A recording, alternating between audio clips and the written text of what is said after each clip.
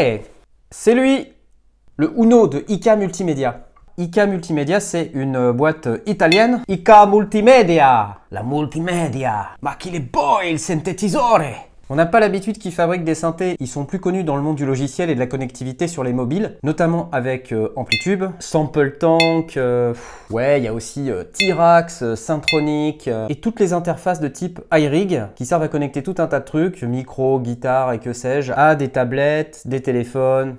Voilà. Donc en fait, c'est un peu une surprise ce synthétiseur, d'autant qu'en plus, comme vous pouvez voir, il est, c'est un tout petit truc quoi. Il est, c'est léger quoi. C'est wouh, c'est wouh.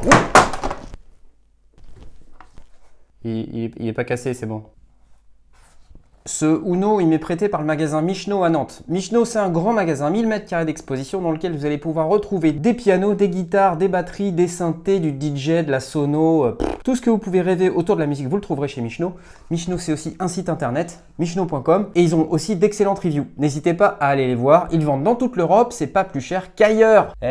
Merci Michno. Donc cette machine, c'est 2 oscillateurs analogiques, un VCF, un LFO, 2 enveloppes, une enveloppe d'amplification, une enveloppe de filtre, avec un séquenceur, un arpégiateur, des performance buttons. En fait, ça fait pas mal de trucs. C'est un petit synthétiseur qui peut aussi fonctionner à pile. À l'arrière, on va retrouver un interrupteur pour aller soit sur pile, soit sur USB. La connexion micro USB, MIDI in et out. Et ensuite, de l'autre côté, les sorties audio in et out au format mini jack.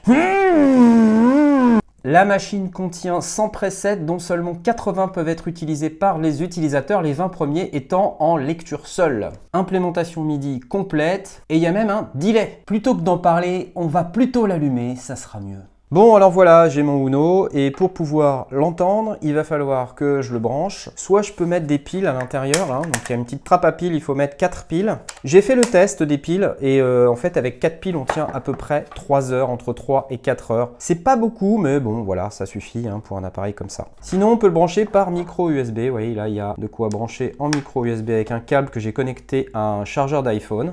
Donc ça marche bien. Et puis j'ai ce câble mini jack orange. Ouais, j'aime bien le orange. Je vais le connecter sur la sortie out qui est ici. Voilà. Maintenant, pour l'allumer, il faut que je me mette sur USB. Ça démarre maintenant.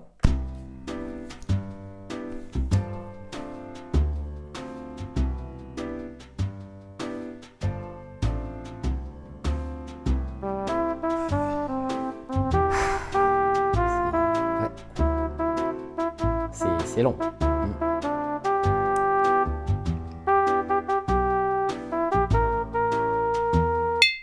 Voilà, donc c'est toute la phase de calibrage des oscillateurs pour qu'ils soient accordés. Donc il y a un petit délai à l'allumage, voilà. Bon, et puis tout de suite, ce qu'on peut faire, c'est utiliser le mode démo, là, ici, vous voyez. En appuyant sur harpe et sec à la fois, ça démarre le mode démo.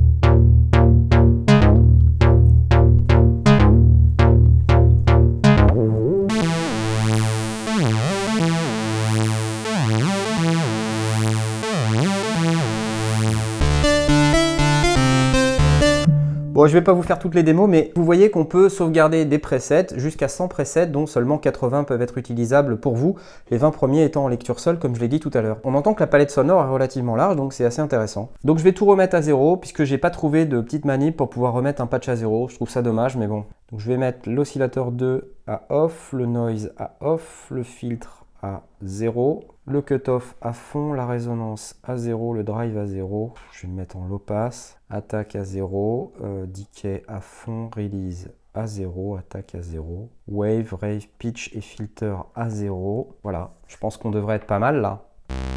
Ouais, donc ça c'est le son des oscillos, voilà, tel qu'il sort, c'est-à-dire... Et on peut évidemment les tuner.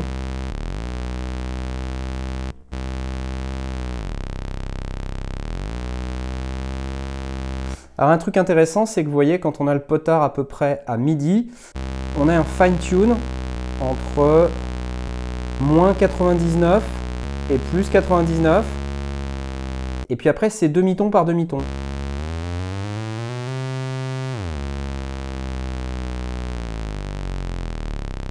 Ça me permet d'avoir deux fonctions sur un même bouton. Bon. Alors pour monter le niveau de l'oscillateur 2, il faut que je maintienne appuyé OSC. Ça fait clignoter le bouton et j'ai accès en fait aux paramètres qui sont écrits en gris là-dessous. Donc je monte le niveau de l'oscillateur 2. Voilà, je le monte à 127. Et ensuite, je peux les tuner ensemble. Celui-là à -2, celui-là à +9.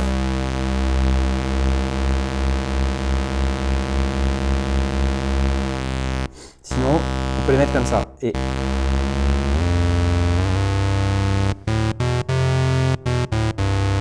ensuite, je peux gérer le mixage des deux oscillateurs de cette manière en appuyant longuement sur le bouton OSC. Voilà. Donc vous avez compris, ici il y a une matrice. Quand vous appuyez sur un bouton, ce sont les paramètres qui sont écrits sur la ligne qui correspond aux boutons qui vont être actifs sur les boutons rotatifs du haut. Donc par exemple, si je veux pouvoir utiliser le filtre et notamment sa résonance, je peux aller sur le bouton filtre en appuyant sur filtre et immédiatement je peux gérer la résonance.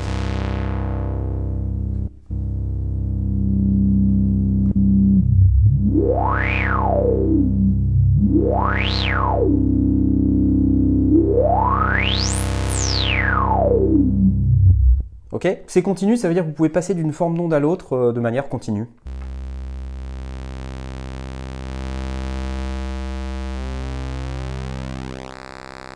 Et pulse, voilà. Donc là on passe par du square, ici de la dent de scie et ici du triangle. Et on va de triangle à dent de scie et de dent de scie à square, jusqu'à une forme d'onde type pulse. Ensuite on a un générateur de bruit, donc ici.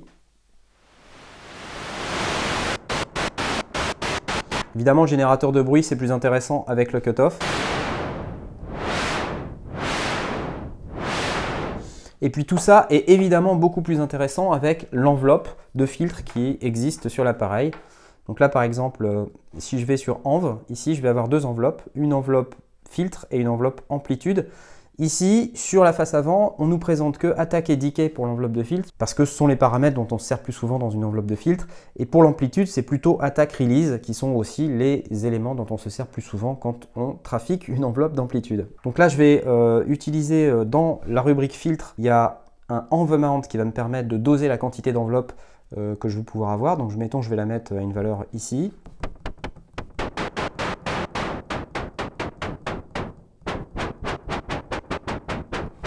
Allez, je vais mettre un petit peu d'oscillateur quand même. Je vais mettre de l'oscillateur 2. Un truc intéressant, c'est que dans ce filtre, il y a un drive. Et honnêtement, on a un peu besoin du drive pour avoir un peu de patate.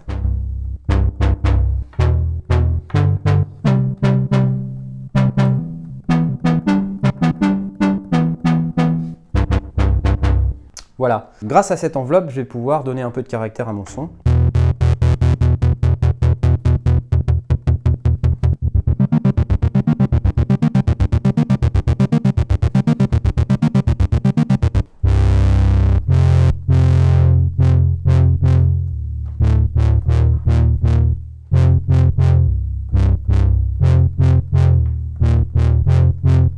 Comme je vous l'ai montré, il y a un arpégiateur, il suffit de l'enclencher avec la fonction harp qui est là. Et puis immédiatement, on peut utiliser l'arpégiateur. On peut choisir sa direction, on peut changer les modes. Vous voyez là, c'est up and down. Un range de 1 octave, de 2 octaves, 3 octaves. Alors mettons un range de 2 octaves. Si je prends up and down, là il répète les notes. Down up avec répétition, random, as played. Là il le joue dans l'ordre dans lequel j'ai joué et j'ai appuyé sur le bouton hold pour maintenir l'arpégiateur.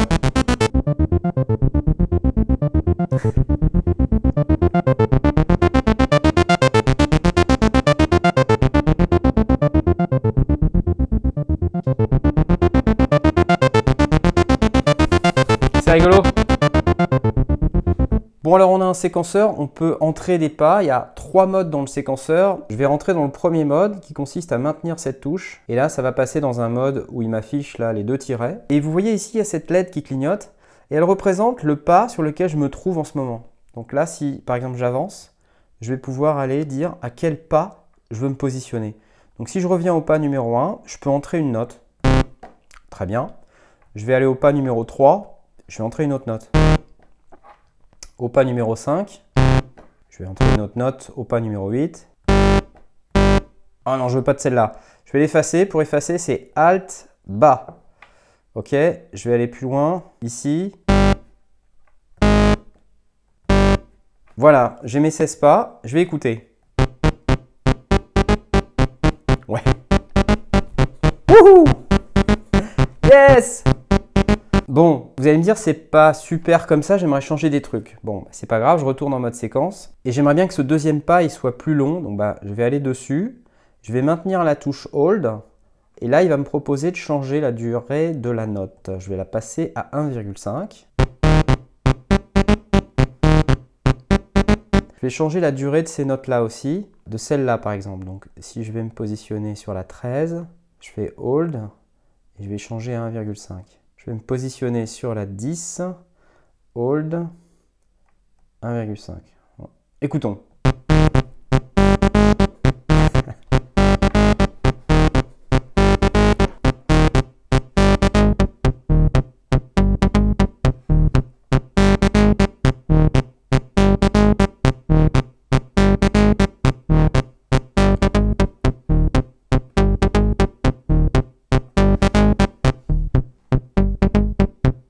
Alors un truc, c'est qu'en plus, il enregistre dans ce mode, quand je lis, il enregistre tout ce que je fais. Donc là, vous voyez, il vient d'enregistrer des trucs.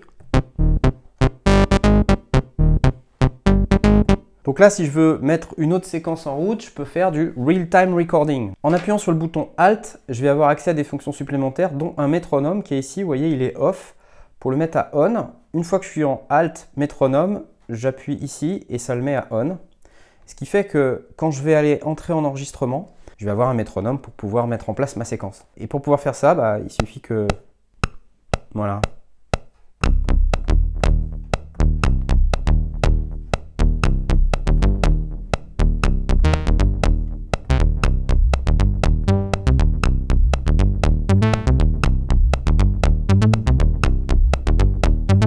Alors, on peut enregistrer jusqu'à 20 paramètres par step, donc c'est plutôt cool. Par contre, vous voyez qu'en termes d'ergonomie, en termes de workflow, là, sur le séquenceur, c'est quand même pas trop ça. Pour désenregistrer un paramètre, c'est quand même vraiment galère, en fait. Alors, il y a un LFO, et ce LFO, il peut avoir plusieurs formes d'ondes. Donc là, on peut voir qu'il peut avoir une forme d'onde sinus, triangle, saw up, saw down, square, random et sample and hold. La différence entre random et sample and hold, c'est que random, c'est une forme d'onde continue, alors que sample and hold, c'est une forme d'onde en escalier. Grâce au LFO, je vais pouvoir faire varier certains paramètres, comme par exemple le pitch, en sinus, en triangle, en saw up, en saw down, en square, en random et en sample and hold. La vitesse du LFO, ça va jusqu'à 127. Et après 127, en fait, ce sont des valeurs qui sont plutôt musicales.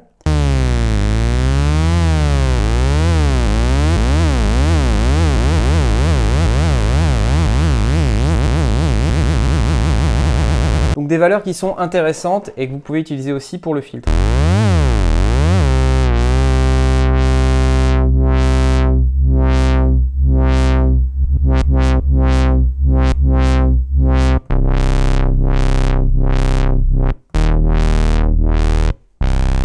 Donc synchroniser avec l'arpégiateur, ça fait un truc sympa.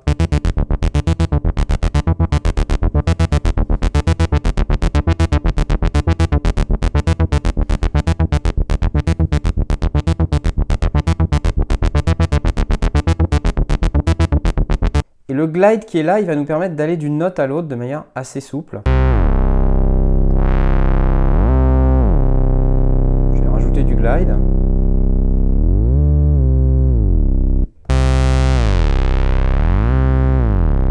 Le bouton Scale, il va nous permettre de paramétrer une gamme sur le clavier. Là, je suis en mode chromatique. Voilà, CH truc. Ok, Scale, je vais me mettre en mode majeur.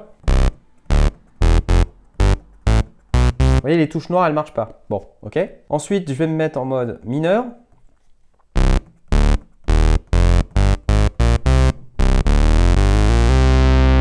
Et ensuite, il y a 12 autres gammes donc, dont les modes sont expliqués dans le manuel de l'Uno Synth et qui vont vous permettre de faire d'autres sonorités. Donc là, par exemple, 2, 3. Bon, je vais pas toutes vous les faire, vous comprenez l'idée. Il y en a 12. Alors, dive. Coupe. C'est l'inverse. Vibre. C'est un petit vibrato. Wah. Ok. Trémolo. Un truc dont je ne vous ai pas encore parlé, c'est le delay. Le delay, on peut régler à la fois son time et son mix. Avec un mix à 0, on ne l'entend pas. Avec un mix à 127, on n'entend plus que le delay.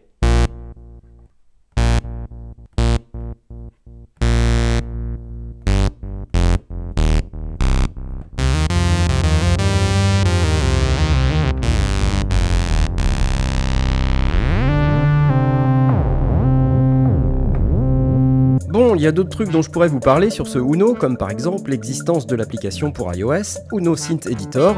Cette application, que je synchronise ici en Bluetooth MIDI à mon Mac, communique avec le Uno que j'ai connecté via MIDI à l'aide du câble mini jack MIDI fourni. Synchroniser les deux est relativement simple et permet une synchro parfaite entre le synthé et les paramètres affichés à l'écran. L'application vous donne ensuite accès à de nombreux paramètres supplémentaires dans le désordre, la totalité des paramètres des deux enveloppes amplitude et filtre, la possibilité d'envoyer le LFO sur le type d'onde et la largeur d'impulsion, la réponse en fréquence du filtre par rapport à la note jouée, ajouter du swing sur vos séquences, les paramètres des boutons de performance comme par exemple la vitesse du vibrato qui révèle en réalité un second LFO dédié à cette fonction, et oui, le réglage des destinations pour la roue de modulation qu'on peut triturer depuis l'application ou via MIDI, et bien entendu la possibilité de sauver des presets dans sa tablette, son mobile ou dans le cloud, ou pas, c'est vous qui choisissez. En tout cas, super idée cette appli, c'est un excellent compagnon au synthé, c'est donc à utiliser sans modération. Alors, vous allez me demander, mais Knarf, qu'est-ce que t'en penses de ce Uno Synth de IK Multimédia? Ce que j'en pense, c'est que c'est un petit synthétiseur très intéressant pour débuter. Comme vous avez pu l'entendre, il peut sortir des chouettes sons, le séquenceur permet de s'amuser, il y a un arpégiateur cool, et avec le delay, c'est la cerise sur le gâteau, ça permet de s'amuser un tout petit peu. L'interface est assez spartiate, mais relativement bien pensée, étant donné le nombre de contrôles et de boutons sur la face de l'appareil. On s'y retrouve assez facilement, c'est relativement intuitif. Ouais, somme toute, c'est plutôt sympathique. Maintenant, bon, les oscillos sonnent vachement bien, ça c'est cool. Le filtre est un petit peu gentillet. D'une manière générale, je trouve que le son qui sort de cette machine est relativement trop gentil, trop... Je m'excuse d'exister. Et ça, je trouve que c'est un tout petit peu dommage. J'aurais bien aimé qu'il y ait un petit peu plus de caractère, que ça envoie un tout petit peu plus du pâté. Je vous avoue, je suis un petit peu déçu sur cet aspect. J'ai la même remarque sur le delay, que je trouve pas assez configurable. Par exemple, il n'y a pas de notion de feedback et ce genre de choses. Au niveau de la disposition des boutons, j'ai aussi un petit problème, quoi. C'est-à-dire que là, ces 4 boutons, ok. Ces 3 boutons, j'ai un petit peu de mal avec le bouton Cutoff qui est juste à côté du bouton Tempo, parce que dès qu'on va toucher le bouton Cutoff, on va accidentellement toucher le tempo, et ça c'est vraiment pas cool, quoi. Pourquoi sur les machines comme ça on a un bouton Tempo, quoi? Est-ce qu'il y a beaucoup de gens qui vraiment ont besoin de bouger le tempo sans arrêt comme ça avec un bouton dédié? J'en sais rien, j'aurais préféré que ça soit un bouton assignable sur lequel on puisse mettre par exemple, je sais pas, la résonance, la quantité d'enveloppe, enfin un autre paramètre qu'on assigne de son choix, plutôt que ce stupide bouton tempo qui est là et qui, pour ma part, me semble ne servir à pas grand chose. Et puis il me manque un 4e bouton. Et ouais, le 4e bouton, c'est le bouton des données, plutôt que d'avoir à utiliser ces 2 flèches là qui sont pas du tout pratiques et qui de temps en temps occasionnent des accidents, parce que quand vous allez sélectionner une donnée, peut-être que vous allez accidentellement changer de preset. Ça m'est arrivé pendant ma démo. Un autre truc un peu décevant, c'est que le séquenceur n'a que 16 pas. Et 16 pas, c'est vraiment pas beaucoup, même si on peut réduire son range à 15, 14, 13. Ce qui permet, quand c'est synchronisé avec un autre appareil, de faire des séquences un petit peu déstructurées, un peu polyrythmiques, polymétriques en quelque sorte, parce que je sais qu'il y a des gens qui sont attachés à la différence entre polyrythmie et polymétrie. Honnêtement, je trouve que 16 pas, c'est quand même assez léger. On aurait gagné à avoir 16 pas de plus au minimum. Les boutons de perf, c'est cool, mais honnêtement, je vois pas vraiment l'utilité. Je trouve pas que ce soit une valeur ajoutée forte d'avoir des boutons dédiés là-dessus. Je préférais que ces boutons ils soient assignables aussi et qu'on puisse faire un peu ce qu'on veut avec, ça aurait été cool. J'ai remarqué aussi qu'en termes de sortie audio, les sons au niveau de leur volume MIDI ne sont pas à fond, ils sont paramétrés à 75, alors que le volume MIDI peut aller jusqu'à 127. Alors c'est marrant, je m'en suis rendu compte en utilisant un contrôleur MIDI, et en utilisant le MIDI CC numéro 7 et en bougeant un potard à 127, là on a énormément de patates quoi. Donc je comprends pas pourquoi 75. Et je me dis, mais les mecs, mettez-le au moins à 100. Enfin, je sais pas, 75. Voilà, donc sachez que si vous êtes un peu déçu par la patate de votre Uno Synth, vous pouvez l'augmenter rien qu'en utilisant un potard de volume MIDI et en allant le mettre à 100, 110, 120, voire 127. À 127, ça crache quand même pas mal. Sinon aussi, un autre truc, c'est que l'enveloppe d'amplification, elle est hyper bruyante. Elle souffle sa mère. C'est juste n'importe quoi. Tenez, écoutez ça.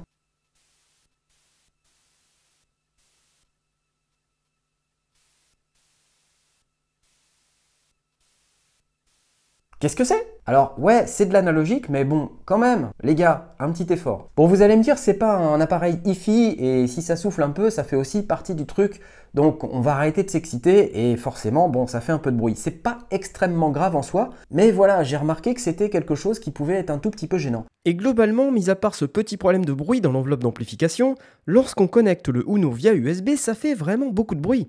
Écoutez plutôt.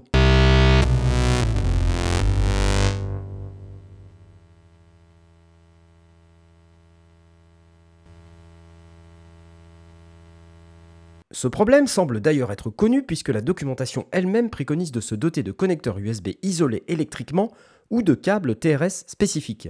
J'ai remarqué aussi que quand on changeait le type de filtre, ça faisait un petit crack dans l'audio et ça, bon.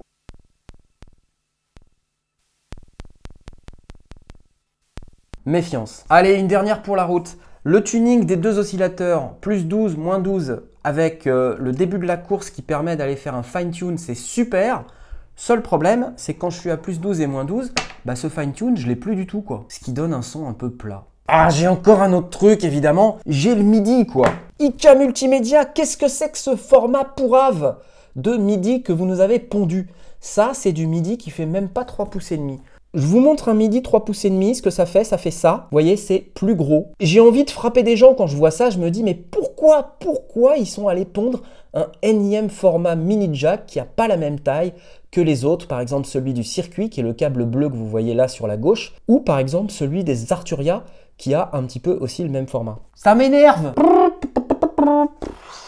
Voilà. Ouais. Ça en fait des trucs, dit comme ça, on a l'impression que j'ai pas trouvé le Uno Synth très bien, mais en réalité c'est faux. Je me suis quand même pas mal amusé avec le Uno Synth. Je voulais aussi pondérer ça par rapport à son prix, et on a une expérience de synthétiseur analogique complète avec deux beaux oscillateurs, ces oscillateurs qui sont en plus continus entre les différentes formes d'ondes, ce qui est quand même relativement rare pour une machine de ce calibre-là. Si vous êtes intéressé par ce Uno Synth, vous pouvez l'acheter directement via notre partenaire Michno, vous trouverez des liens d'affiliation disponibles dans la description. N'oubliez pas de les utiliser, si vous ne les utilisez pas, c'est ennuyeux. Ouais, ça va moins bien marcher. Vous risquez d'avoir des problèmes. Cette machine au prix incroyable de 217 € chez notre ami Michno. C'est cool. Sachant que les prix, ça va, ça vient, ça peut évoluer au moment où je shoot cette vidéo, le prix est de 217 €. Mais vérifiez bien avant d'acheter parce que si ça se trouve, ça sera moins cher. N'oubliez pas d'écouter les sondiers, ça stream en live tous les lundis à 20h30. Et aussi, n'oubliez pas de nous soutenir via Tipeee. Eh ouais, Tipeee. Soutenez-nous via Tipeee, vous donnez 1 €, 2 €, vous pouvez donner one shot, vous pouvez donner une fois par mois si vous voulez, vous donnez ce que vous voulez. En tout cas, soyez certains que ces dons que vous nous faites, ils nous servent par exemple à nous déplacer sur les salons, ils nous servent à acheter du matériel, ils nous servent à faire tout un tas de trucs qui permettent d'avoir plus de vidéos sur cette chaîne YouTube. Donc si vous voulez voir plus de vidéos, n'hésitez pas à nous soutenir. Merci. Ok, démo time. Youhou!